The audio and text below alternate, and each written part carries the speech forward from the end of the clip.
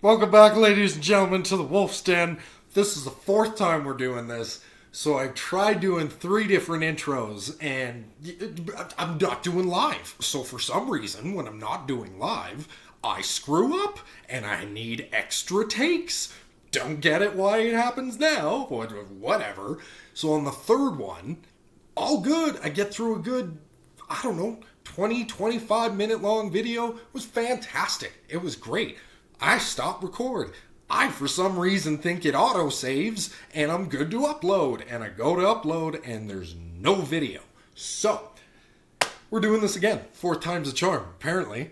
Hi. Welcome back, ladies and gentlemen, to the Wolf's Den. It is great to be here. We took a bit of a break. We took a couple weeks off. Our lovely partners over at Adventure for Connection still have an incredible amount of support and admiration. They are currently going through a bit of a restructuring and getting themselves into a very foundational, sustainable place, and that takes some internal work. So what we're doing is we're giving them a little bit of space to focus on them, focus on just what they need to be doing during this restructuring program with all the support possible. And we're going to continue doing these shows through different platforms. This one will be coming through on my YouTube channel. Mr. David Piltz and I are going to be doing some co-host shows coming up in the future, and we will be offering them through Oracle Vision on his YouTube channel coming up very soon. And we'll be starting to do coursework as well. So these shows are going to start to come in smaller formats because they are recorded. We're doing kind of at our own leisure at this point. No one has to sit down and commit to a whole hour live, although we will be doing longer shows, hour-long shows, hour-plus long shows. Once David and I get going, try shutting us up. That's the actual challenge. So we will have longer shows, but in the meantime, we're going to start compacting the videos into more digestible bites, shorter, a little more intimate, a little more direct to the point of our opinion, our thoughts on certain things.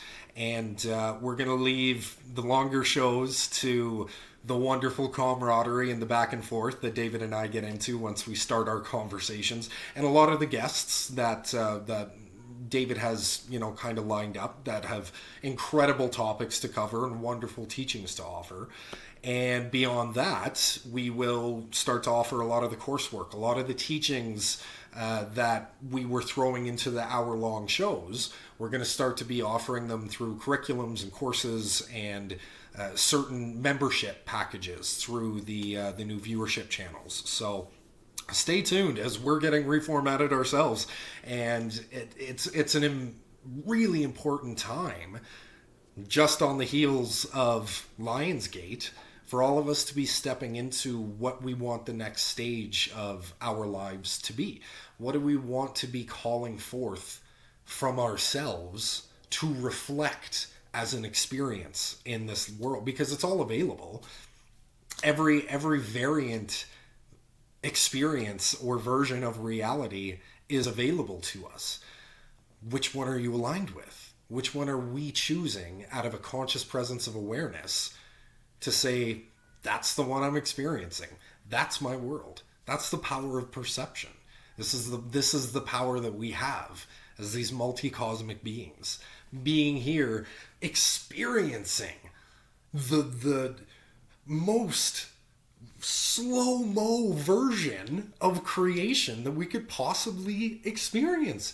Literally seeing the birth and death process through all of its incarnations, the growth aspect in all of its nuance and variances. That is, wow. Like, how expensive were those tickets? What a show.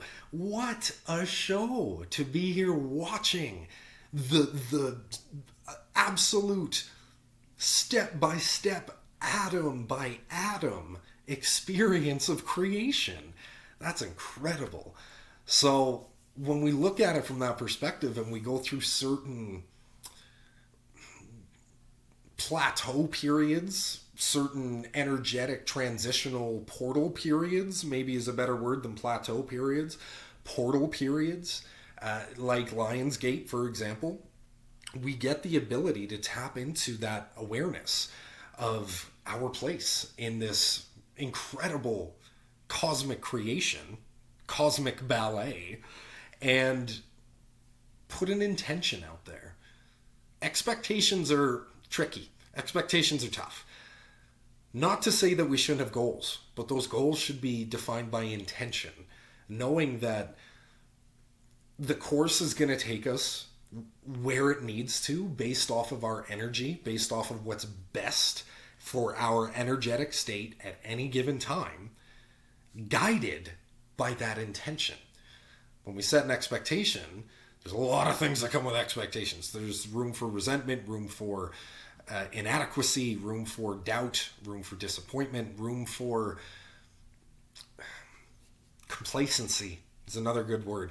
Because when we hit that point of expectation, a lot of the times once we cross that finish line, even if we get what we want, maybe the journey stops when we hit that finish line. There's a subconscious response where our energy goes, done.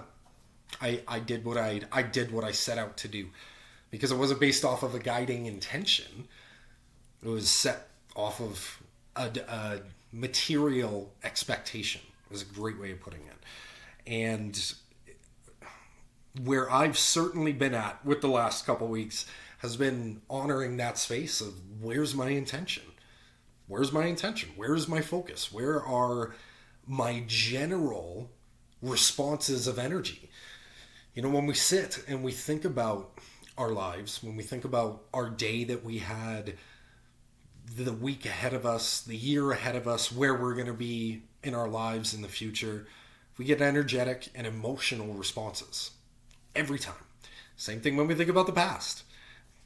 Think about something that happens, you know, back in junior high at the school dance, or getting bullied or bullying somebody perhaps. There's so many different things that we carry with us. You know, stuff with our parents, stuff with relationships, stuff with jobs.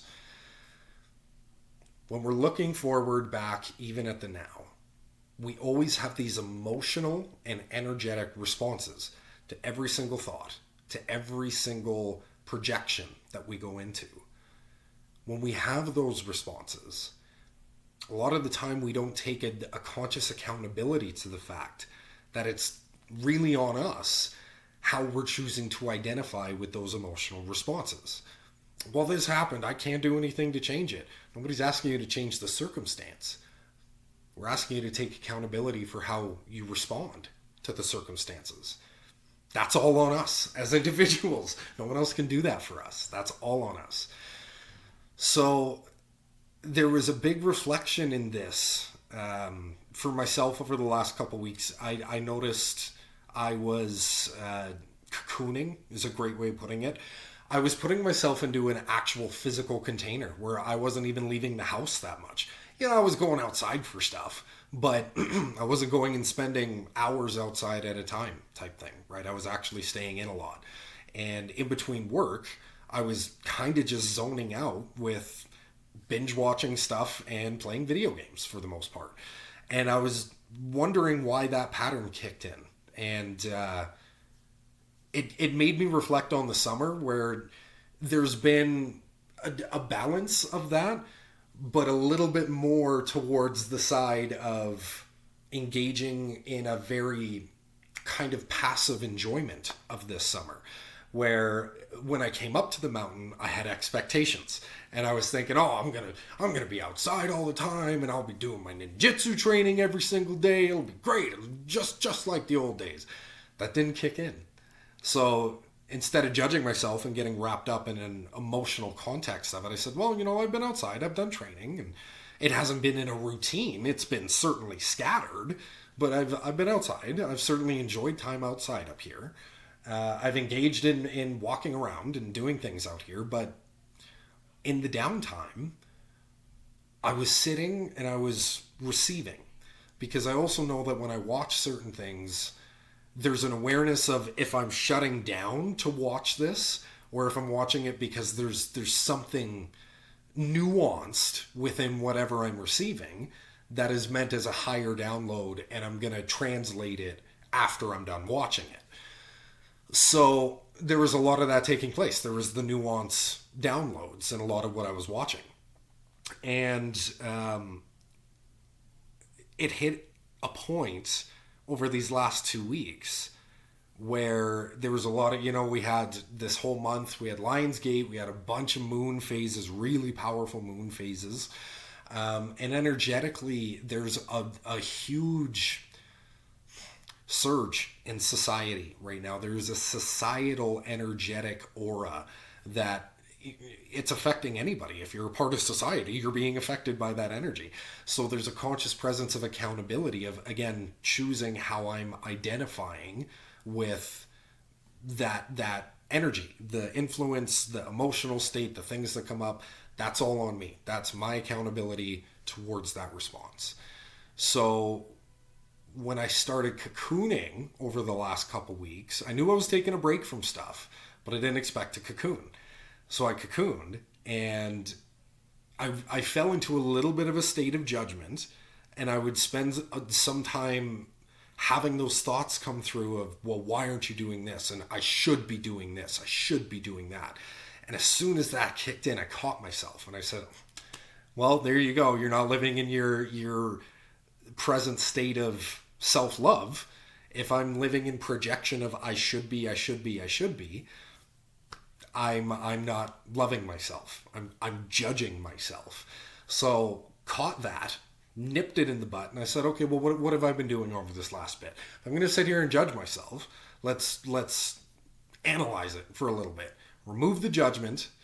What have I been doing? And I looked at the stuff that I was actually engaging in, and not only was there a lot of nuance, downloads, and certain things energetically in the things I was engaging with, but I realized it started to percolate a new sense of energy that wasn't there prior to that. And I've been doing a lot of personal work. There's a lot of stuff that's been going on over this last year in particular. A lot of big growth, a lot of triumphs, a lot of changes, a lot of new me coming in. And, maybe not even new, maybe just true me coming in. And when I went to the cocoon stage, when I started to see what I was doing, how I was engaging in the stuff, I said, okay, self-love. Throw all the options on the table. Was I choosing what I was most passionate about out of all the options that were available? Was I choosing the thing that was invigorating me the most out of what was available at that time? The answer was yes, I was. Even if I didn't realize it immediately at that time, upon reflection, yes, the answer was yes. So took that into the awareness. I said, okay, so I was engaging in self-love, whether I was aware of it or not. There was this concept of judgment that was coming in as a sense of contrast to see if I was actually aware enough of being not aware of my actions. And it's a weird sentence that I just said, but what I mean by that is that contrast, that judgment, in my opinion, it came in as a calibration to go through that state of reflection and say, even in my autopilot state, am I showing myself self-love? Or is that contrast here as a reflection of those actions? Nope, it was coming in as an opportunity to reflect and then see, yes, this is part of my conscious state. Okay, cool. Awesome.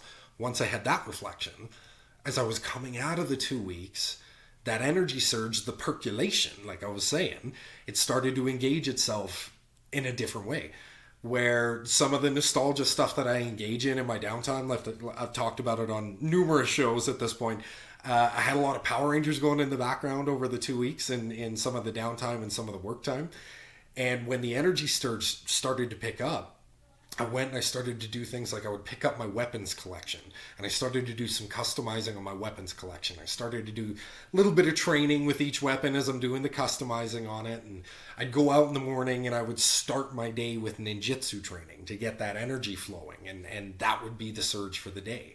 And as I'm starting to customize my weapons and do, some wrap work and some cleaning and some things like that on them, I went back to when I first started collecting them years and years back. This is over 10 years ago now, like 12, maybe even 14 years ago at this point.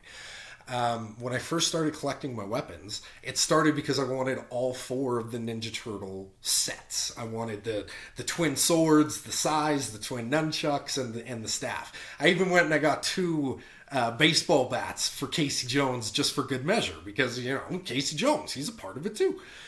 So when I did that, it just trickled from there where I said, okay, well, if I'm going to train in these weapons and let my inner child come out and have a little fun while I'm doing it because it's the weapon styles of them. So maybe I can do that with other things that have those weapons, a similar format of weapon styling, namely Power Rangers.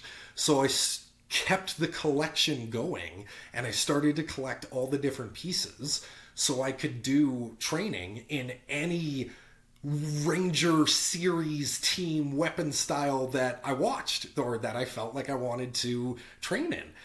So it was a big collection at one point. Now I've lost some pieces over the years. Not quite half. I would say maybe around 20 to 30% of the overall weapons collection that I had before. It was a big collection. I had 2 walls in my basement at one point years back, just filled with like almost end to end. Oh, they were big. It was such a big weapons collection. And what I did over these 2 weeks is I was coming out of the surgeon and doing the customizing. I said, okay, well, I've lost some pieces over the years and I'm feeling great about engaging with these weapons again, making me feel like I did when I started collecting them again. So I sat down and I took my notebook out and I said, can I still use what I have on hand to do all of the role play and all of the training that I was doing before when I first started collecting? And I spent like 2 days of my downtime writing up pages and ripping them out and taking my weapons and doing the style training, going like, yep, this one fits and this. And I just started to let my creative mind flow with all of this stuff, and my inner child flew out and it felt great. It felt so good. And I realized that was part of the cocooning. It was percolating all of that energy to show me, well, here's an opportunity to engage in a level of not only creative expression and inner child work, but here's all the options I have available. What am I passionate about? So I started to engage in all the stuff I was passionate about. And when I did that, it immediately had reflection in other parts of my life too. Certain things popped up work-wise, certain things popped up in conversations and in a personal introspection and growth. And when we take care of ourselves in this really good way of really simply choosing what we're most passionate about out of all the options that are available, it has such a powerful reflection on everything else. And I was able to use that charge in a lot of the other things that I've been engaging in over the last bit. So that's kind of what I ended up doing over the last little bit, over this little break that we haven't been gathering in the den. Excuse me. But yeah, that was the outcome from it. So I hope that what we're able to take from this, because what I was able to take from this, and what I'd love to be able to reflect on coming to the close of this in sharing with you guys, is when we go through certain experiences, all of our experiences, I should say, and we hit those certain times of things feel incredibly overwhelming or challenging in our world, I'm at the point of really subscribing to the belief that it was all of the experiences leading up to those circumstances that provided us all the tools that we need to go through whatever it is that was presented to us at that time that feels overwhelming.